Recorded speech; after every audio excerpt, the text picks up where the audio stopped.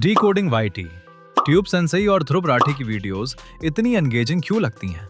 सिर्फ एडिटिंग की वजह से नहीं, साउंड इफेक्ट्स भी उसका एक बड़ा रीजन होते हैं। आज मैं आपके साथ 50 plus free sound effects pack share करने वाला हूँ, जो आपकी वीडियोस को ज्यादा प्रोफेशनल फील दे सकता है। लेकिन उससे पहले आइए इस पैक के कुछ बेस्ट साउंड इफेक्ट्स सुनते हैं।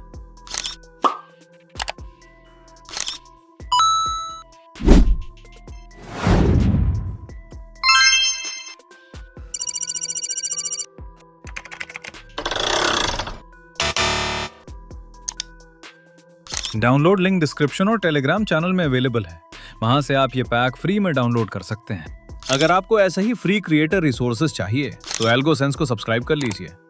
मिलते हैं अगली वीडियो में।